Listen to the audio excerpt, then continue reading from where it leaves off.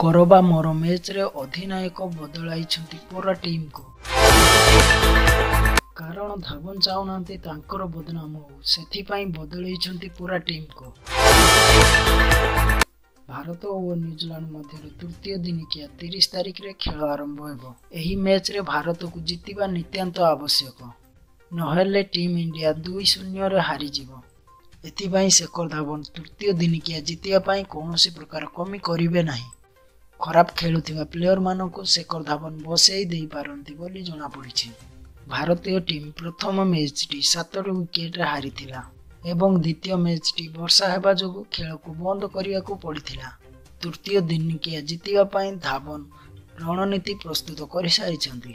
ତୃତୀୟ ଦିନିକିଆରେ ଓପନରରେ ଶେଖର ଧାବନ ଏବଂ ଶୁଭମନ ଗିଲ୍ ଆସିବାର ସମ୍ଭାବନା ରହିଛି ଏବଂ ତୃତୀୟ ସ୍ଥାନରେ ସୁରେଶ ରାୟଣାଙ୍କୁ ବ୍ୟାଟିଂ କରିବା ପାଇଁ ପଠାଯିବ। ପଛକେତେ ମ୍ୟାଚ୍ରେ ବିରାଟ କୋହଲିଙ୍କ ଅନୁପସ୍ଥିତିରେ ସୁରେଶ ରାୟଣା ଖେଳିଛନ୍ତି ଏବଂ ଚତୁର୍ଥ ସ୍ଥାନରେ ସୂର୍ଯ୍ୟକୁମାର ୟାଦବ ଆସିବାର ସମ୍ଭାବନା ରହିଛି। ସୂର୍ଯ୍ୟକୁମାର ୟାଦବ ଏପରି ଏକ ବ୍ୟାଟ୍ସମ୍ୟାନ୍, ସେ ସବୁ ଜାଗାରେ ସଟ୍ ଲଗାଇ ପାରନ୍ତି ଏବଂ ରିଷଭ ପନ୍ତଙ୍କୁ କିପର ଭାବେ ନିଆଯିବ ଏବଂ ଦୀପକ ହୁଡାଙ୍କ ଜାଗାରେ ସଞ୍ଜୁ ସାମସନଙ୍କୁ ଖେଳିବାର ସୁଯୋଗ ଦିଆଯିବ। ତାପରେ ଟିମ୍ ଇଣ୍ଡିଆର ବୋଲିଂ ଆରମ୍ଭ ହେବ, ଯାହାର ଶୁଭାରମ୍ଭ ଇମ୍ରାନ ମଲ୍ଲିକ କରିବେ।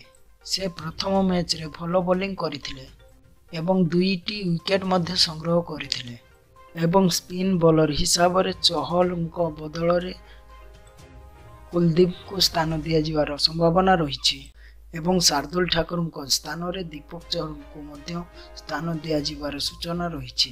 ଆପଣଙ୍କୁ କ'ଣ ଲାଗୁଛି, ସୂର୍ଯ୍ୟକୁମାର ୟାଦବ ତୃତୀୟ ମ୍ୟାଚ୍ରେ କେତେ ରନ୍ ବନେଇବେ?